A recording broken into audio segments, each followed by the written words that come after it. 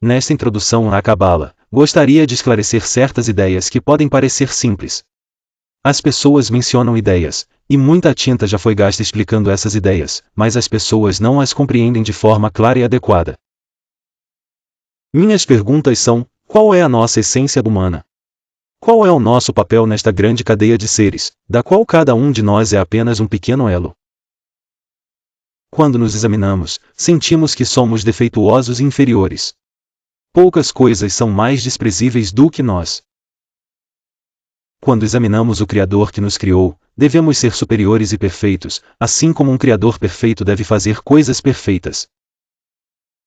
A lógica dita que Deus é o grande benfeitor, e ninguém é maior que Ele.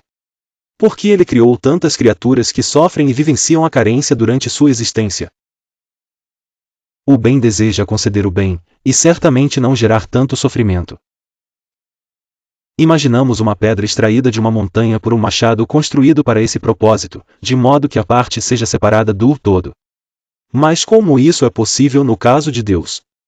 Como uma parte pode ser separada dele?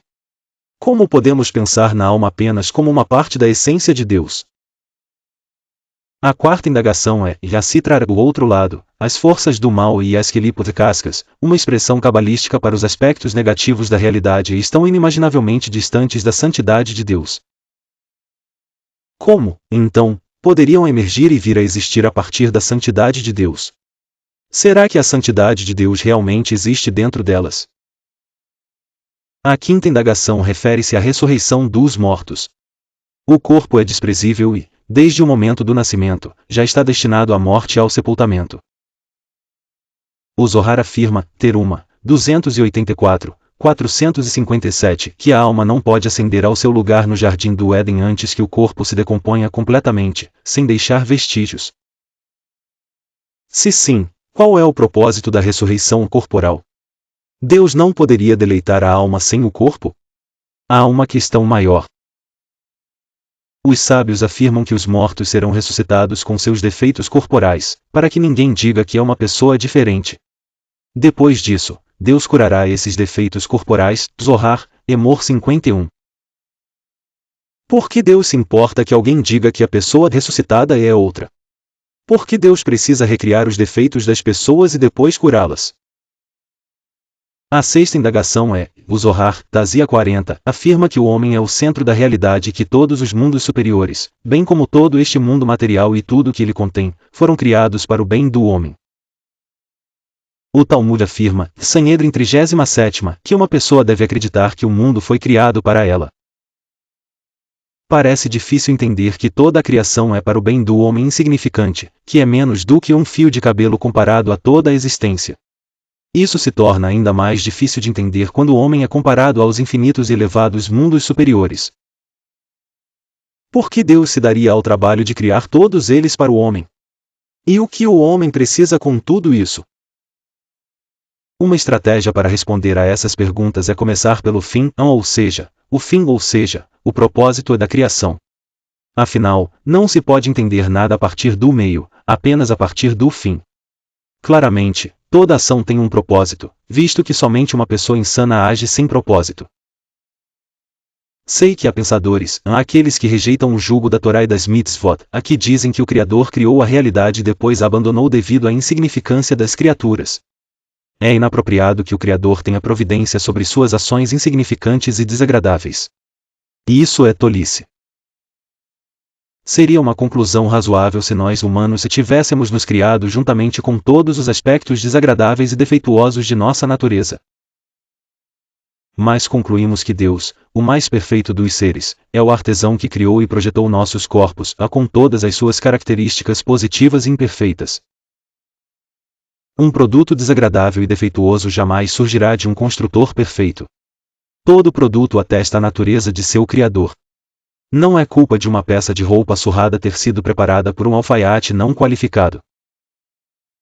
O Talmud ressalta este ponto. Ta'ani 20º incidente ocorreu quando o Rabino Elazar, filho do Rabino Shimon, encontrou um homem extremamente feio, que lhe disse, saudações, meu Rabino, mas o Rabino Elazar não retribuiu a saudação. Em vez disso, o Rabino Elazar lhe disse, pessoa sem valor rica, como esse homem é feio. Todas as pessoas da sua cidade são tão feias quanto você. O homem lhe disse: Não sei, mas você deveria ir e dizer ao artesão que me fez, como é feio o vaso que você fez. Quando o rabino Elazar percebeu que havia pecado e insultado esse homem meramente por causa de sua aparência, desceu do seu jumento e se prostrou diante dele, e disse ao homem: Pequei contra você, me perdoe. Esses pensadores afirmam que é inapropriado que Deus tenha providência sobre nós e que Ele nos abandonou devido à nossa baixeza e nulidade. Isso indica apenas a sua própria falta de compreensão. Imagine encontrar uma pessoa que sugere a criação de seres destinados a sofrer e experimentar dor por toda a vida, assim como nós. Além disso, essa pessoa planeja abandoná-los, sem nenhuma intenção de oferecer sua providência sobre eles ou ajudá-los de alguma forma. Certamente condenaríamos e desprezaríamos tal pessoa. Podemos imaginar dizer tal coisa sobre o Deus necessário e existente? Portanto, um indivíduo com pensamento claro deve perceber que a verdade é o oposto do que parece à primeira vista. Ele deve concluir que somos bons e que somos as criaturas mais sublimes. Somos de infinita importância. Somos dignos do artesão que nos criou.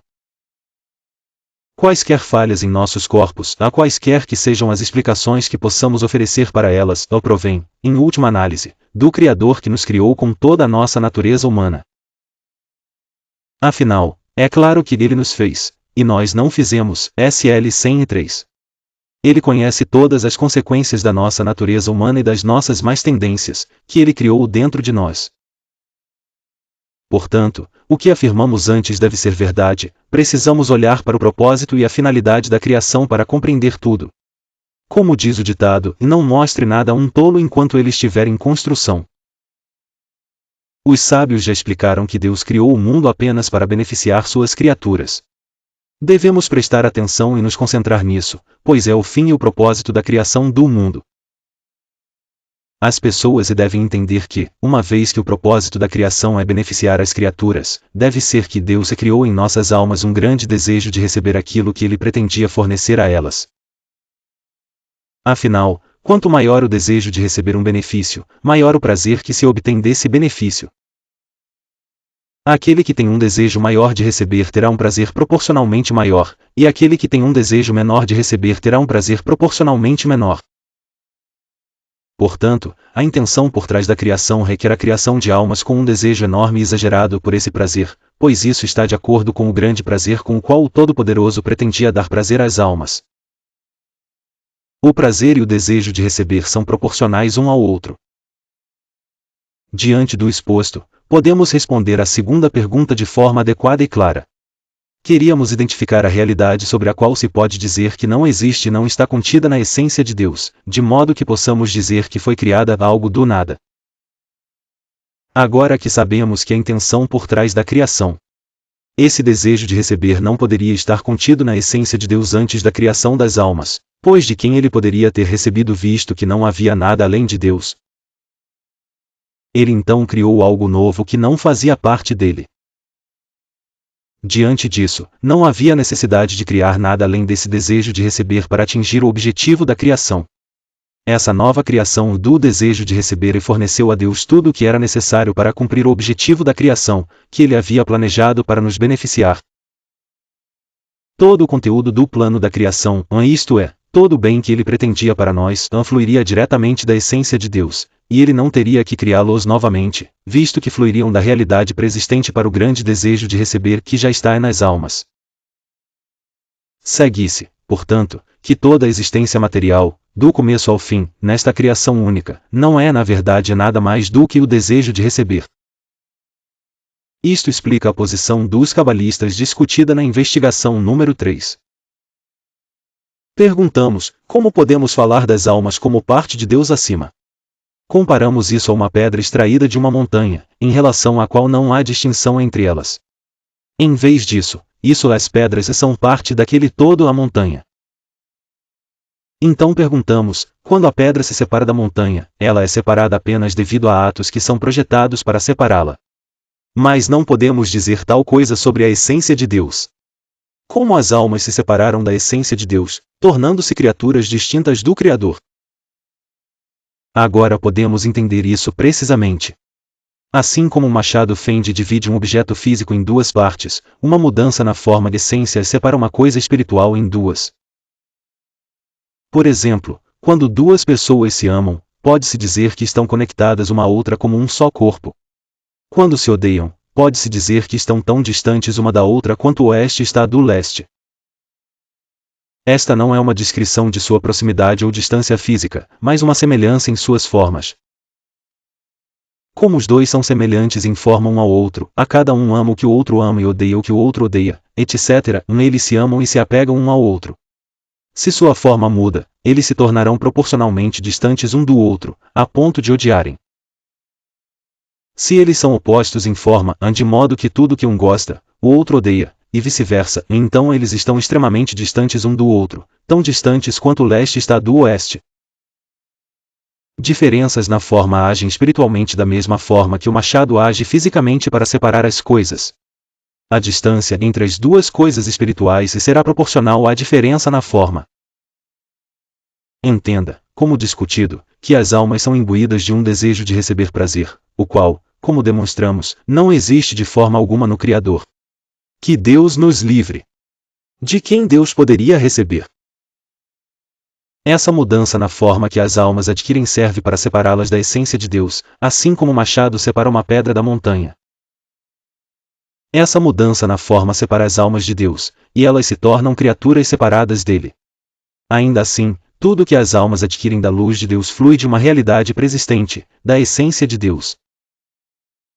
Se assim for, segue-se que, da perspectiva da luz divina recebida pelo vaso, aqui é o desejo de receber, não há absolutamente nenhuma diferença entre a alma e a essência de Deus, visto que ela é a luz divina e flui da realidade preexistente da essência de Deus diretamente para as almas. Toda a diferença entre a alma e a essência de Deus reside no fato de que a alma é apenas uma parte da essência de Deus. A quantidade limitada de luz divina recebida pelo vaso, o desejo de receber, torna-se uma entidade separada do divino devido a essa mudança de forma. Por meio dela, essa mudança de forma, a luz se transforma da categoria de todo para a categoria de parte. Assim, a única diferença entre elas é que uma é todo e a outra é parte, como uma pedra extraída da montanha. Estude isso com atenção, pois não posso me estender mais sobre coisas tão elevadas. Estamos agora em condições de responder à quarta pergunta. Como o sistema lid carruagem de impureza e as cascas podem emergir da santidade de Deus, visto que estão tão radicalmente distantes da santidade de Deus?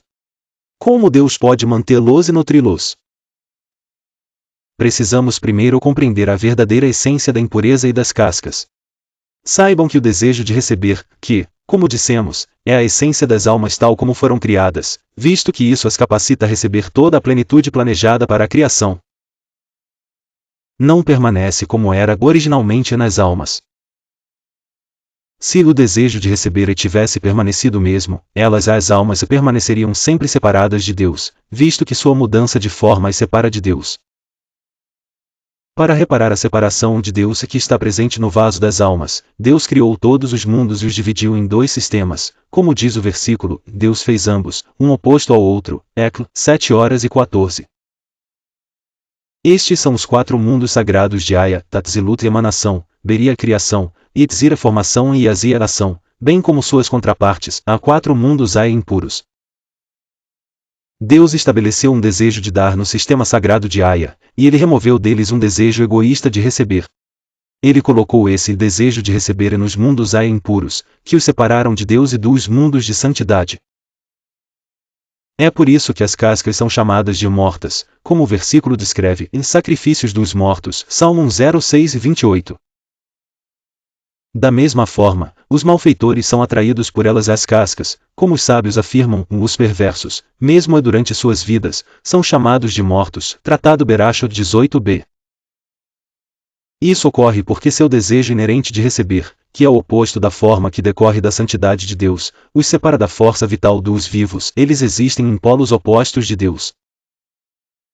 Pois Deus não tem desejo de receber, mas apenas de dar aos outros. E as cascas não contêm nenhum elemento de dar, mas apenas de receber para seu próprio prazer. Esses são opostos extremos. Sabe-se que a distância espiritual começa com uma pequena diferença na forma e termina com uma forma que é radicalmente oposta, a uma distância extrema, em outro nível inteiramente. Os mundos se desenvolveram até que este mundo material veio à existência, um lugar que contém corpo e alma, e um tempo em que tanto a corrupção quanto a reparação são possíveis.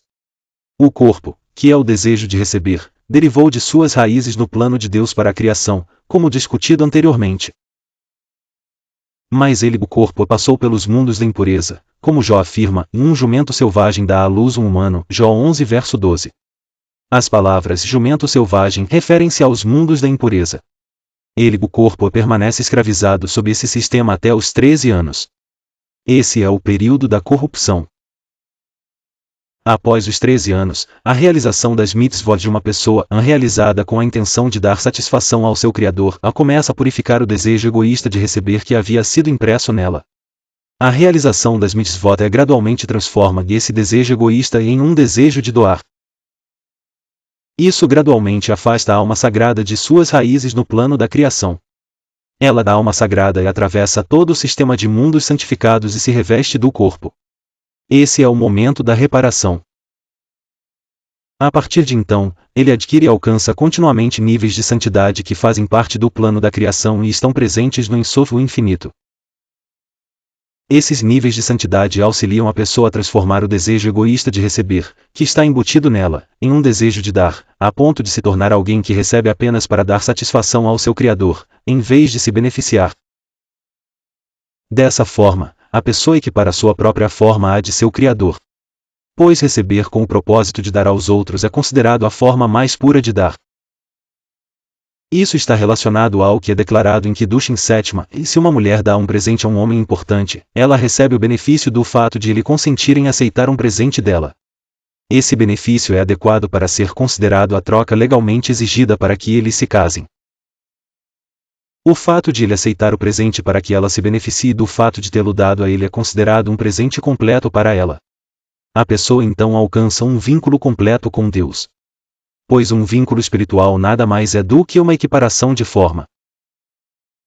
Parafraseando uma declaração dos sábios, como alguém pode se apegar a Deus? Em vez disso, apegue-se aos seus atributos, baseado em Sota 14ª. É assim que uma pessoa pode se tornar digna de receber todo o bem, agradabilidade e suavidade que estavam no plano da criação. Agora entendemos que o desejo de receber, que está embutido na alma devido ao plano da criação, requer reparo. Pois Deus criou os dois sistemas, o sistema de pureza e o sistema de impureza, o Sitrará, um oposto ao outro, através dos quais as almas passam. Através deles, elas são separadas em dois aspectos, o corpo e a alma, que se entrelaçam literalmente revestidos um no outro. Através da Torá e das mitzvot, o desejo de receber é eventualmente transformado em um desejo de dar. Então, após essa transformação, as almas podem receber todo o bem que está no plano da criação, e elas também se tornam dignas de um vínculo mais forte com Deus, uma vez que o serviço à Torá e às mitzvot transforma a forma da alma naquela do Criador. Este é o último estágio do reparo.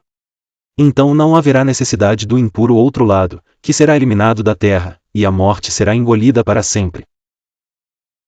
Todo o serviço da Torá e das mitzvot, que foi concedido ao mundo inteiro durante os 6.000 anos de existência do mundo, e a cada indivíduo durante os 70 anos de sua vida, tem o propósito de trazer aquele estágio final de reparação, no qual as formas das pessoas se tornam equiparadas à de Deus, conforme discutido.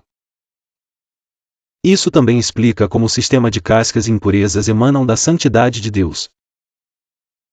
São um precursor necessário para a criação de corpos, que podem então ser reparados, juntamente com o desejo de receber, por meio da Torá e das mitzvot.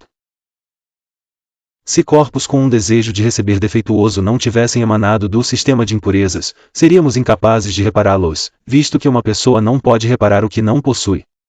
E daqui elaboramos 11 capítulos da introdução ao Zohar pelo Baal Hassulam, nosso mestre. Até a próxima!